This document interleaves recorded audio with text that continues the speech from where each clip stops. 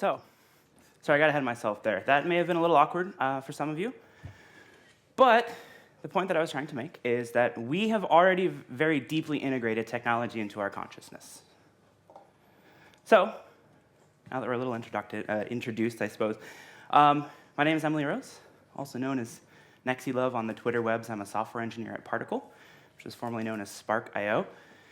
I'll leave this slide up long enough for you all to go follow me, because that's really important. I need that social capital. Let me know when you're all done.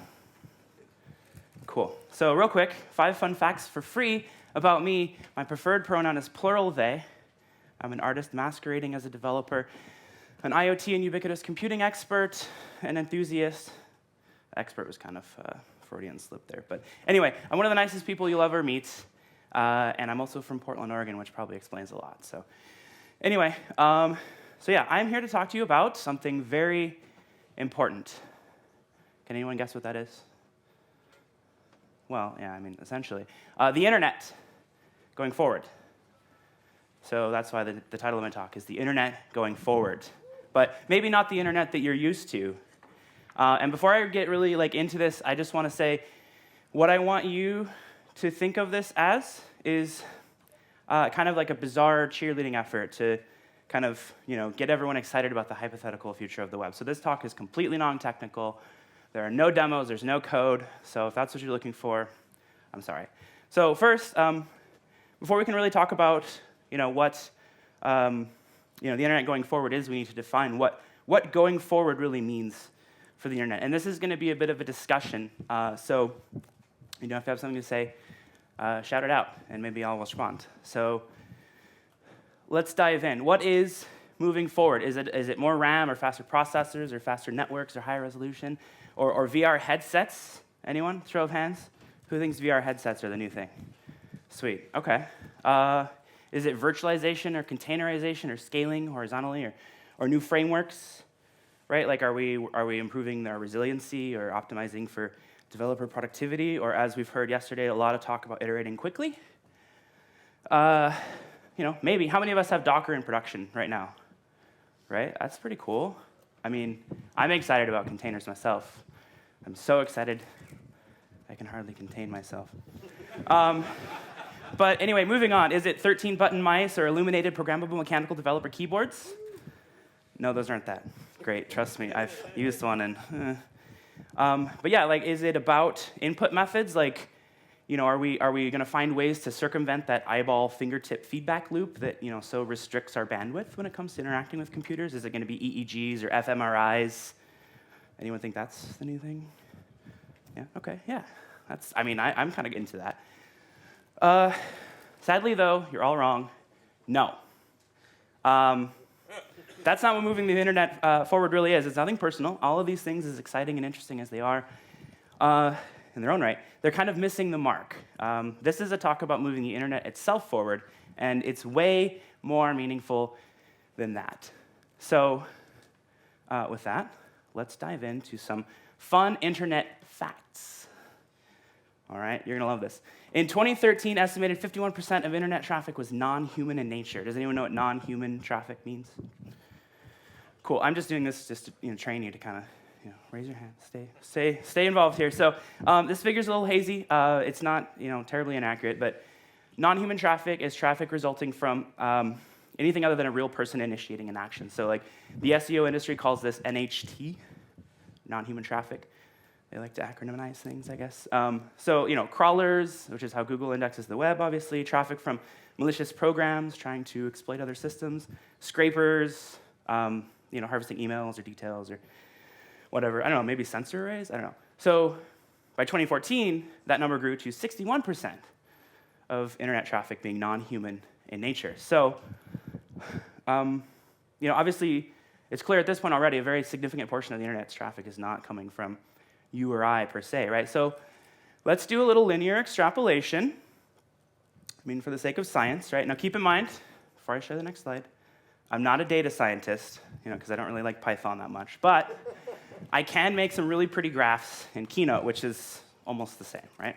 So This is an extremely scientific graph, and as you can see, even if we use the incorrect assumption that the growth of non-human traffic increases completely linearly, by 2018, 101% of the internet's total traffic will be non-human in nature, which is fascinating to me.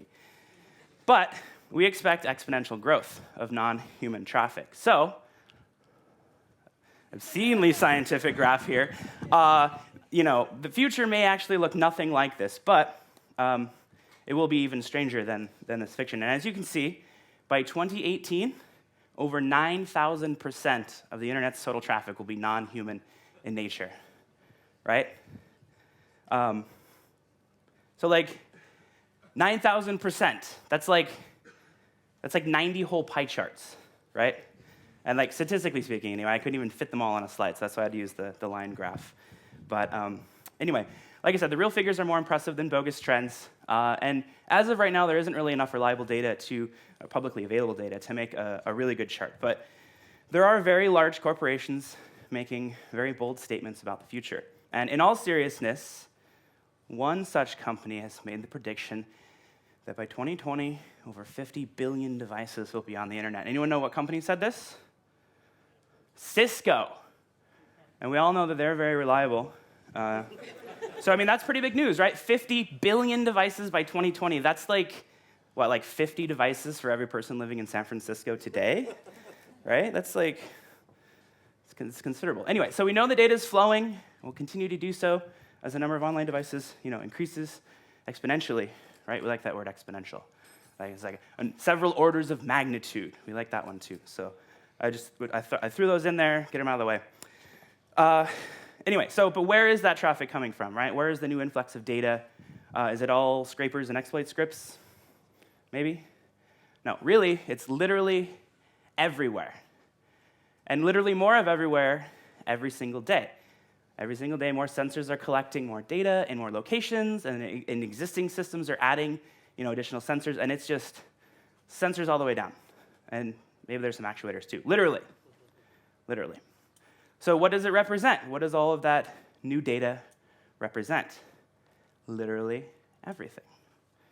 From credit card activity, transit usage, temperature readings, seismological events, gas emissions.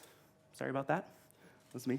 Water, air quality, the toastedness of your toast, I guess, data on anything and everything, from daily activities to, the health and whereabouts, your own health and whereabouts, to the overall status of the world at large. So literally more of everything every single day. Figuratively speaking, of course, because, it's like not every day, right? But hyperbole is one of my superpowers, so please respect that. Anyway, moving on. So what is going forward? I mean, at this point, let's see, how far are we? I'm 10 minutes into my talk. I haven't really told you anything about what I think, right? About what is moving forward, actually. So we got to that point right here after a dramatic pause. Anyone else really hot in here? Oh my God, it is so hot. So anyway, bear with me on this one. Going forward is embracing the fact that we are evolving the very concept of what it means to be human. And I quote, "Homo sapiens have outgrown their use, gotta make way for the Homo superior." Anyone familiar with this quote? Can we sing it real quick? Come on. You didn't know there'd be audience participation. All right, you aren't prepared, that's fine. So what I'm trying to say is, hold on, let's not get ahead of ourselves. Let's look at that transition one more time. Oh, all right, keynote, everyone.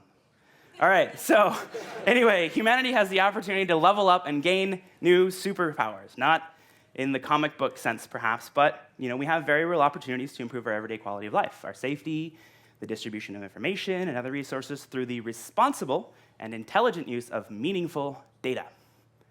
And about non-human data that I mentioned earlier, that's a misnomer. Non-human is a misnomer. We are our data, quite literally. Imagine with me for a moment, if you will, this space is filled with the content, that space, and that space, and that space, the content that you've generated on every social media property you've ever encountered, right? So this together, these screens are pretty big. It's a bit of real estate there. So that should be enough space for you to imagine everything you've ever posted to Facebook, right? Or every tweet, every snarky Reddit comment, or hilarious image macro, selfies, and blog posts, and source code, oh my. All right, so here's the blank space for you all. Imagine, really, close your eyes. Think of that blank space. Think of all the data that you've ever generated. I actually see some of you closing your eyes, which is really impressive. Thank you. So, like I said, you are your data. You're the content you create, and when you die, your personhood continues to exist in the form of your data, and people will post on your Facebook page, and it will become a memorial, and then machine learning already allows us to recreate a semi-reasonable facsimile of your personality just by analyzing your existing content. And what does this tell us about what it means to be alive in 2020? So this is where it gets kind of deep. The internet is now also a conduit for the expansion of human consciousness itself, and the shape of our consciousness is changing. We are more than we used to be, and we are quite literally enhancing our own senses. We're giving ourselves entirely new senses. Like, for example, push notifications when motion is detected in your home surveillance system, right? Am I right? What else? GPS-enabled applications that augment our memory based on information that's relevant to your current position. That's a fun example, for my opinion anyway. So we are creating new depths of awareness, quantifying our existence on new levels, and that's interesting too, right? We've got Fitbits and Last.fm, and we check in on Foursquare, or I guess Swarm now. Someone can explain that to me later. But we use ride-sharing applications, that provide us with detailed route reports for every ride. Our Amazon purchases are recorded, and many of us habitually leave reviews for products and services that we particularly enjoy or dislike, right? Like Three Wolf Moon shirt, anyone? No? Okay. Yes. All right. Someone. Anyway, so what I'm trying to say is we are now uniquely empowered to understand and interact with our world, and there are people all over the globe who are taking their ideas that are personally meaningful to them, sharing them with the internet, and sometimes even turning them into actual products. We have people, for example, living in urban spaces that are using hardware to grow food, right, in their house. And we have farms that are starting to manage their resources more effectively. Another really compelling example that I recently became aware of is there are people that are giving a voice to the voiceless, quite literally. And I would love to talk to you about that after this talk if you're interested. I don't have time, but it's a story that actually made me cry, and really proud to actually be somewhat involved in that. So, what I'm trying to say is that you can make a thing that provides you with real value in your own life right now, today. And the future is DIY. The tools exist, and it's not that hard. There's hundreds and thousands of great resources on the internet to get started. Who's ever heard of Hackster, right? And Instructables, right? Like I said, I work for Particle. We have a community forum that's also very active. There's countless inexpensive options for development hardware. So Arduino, yeah, we heard a lot about that. Tessel, I think we heard something about that too. Raspberry Pi, Electric Imp, Littlebits, SparkCore, the Photon, the company that I work for. So any others come to mind? Anything that I didn't mention? Esprino. Hardware hipster. Yeah, all right. So, anyway, what I'm trying to say is, you can create something useful with these boards over the course of a weekend, and there are hundreds of manufacturers of fairly standardized components, sensors and actuators that are shockingly inexpensive, as Suze showed us, €1.50 for an actual device or an actual microcontroller. Very easy to integrate into your product. So, again, you can augment your existence with technology that is as unique as you, and you can solve your problems in a way that's accessible and convenient for you. So, great. I'll try to move this along just a little bit faster. I got 5 minutes, and I'm halfway through. So here we go. How are we going to move forward? That's the question, right? Obviously, we've got a lot at our disposal. There's a lot of potential. How should we be utilizing all of this? What are we going to do with our technology? So stay with me. We're going to go even deeper here. We move the internet forward by pushing it away to the periphery of our vision so we can focus on being human. And this is where I use my second quote, which is, the most successful technology gets out of the way and helps us live our lives. This is a quote by Amber Case Organic. You should also follow them. She is super cool. And so she's a cyborg anthropologist. And so she studies the way that we interact through technology and kind of like how that affects our culture. So that's extremely interesting to me. And examples of this are like, overt things from like, the new Amazon Echo, right? Or to as simple as just, having motion sensors all over the place that do power resource, management and that sort of thing. So at this point, you're probably sitting here thinking to yourself something along the lines of this. And you would be exactly right, because things have changed a lot in the last 5 years and will continue to do so. And hardware is inexpensive, as Suze pointed out. The internet is ubiquitous, most places, and software belongs in the cloud. So, we're still seeing exactly how this is going to play out, but it's a new era for the internet, and it's so nascent that no one really knows, right?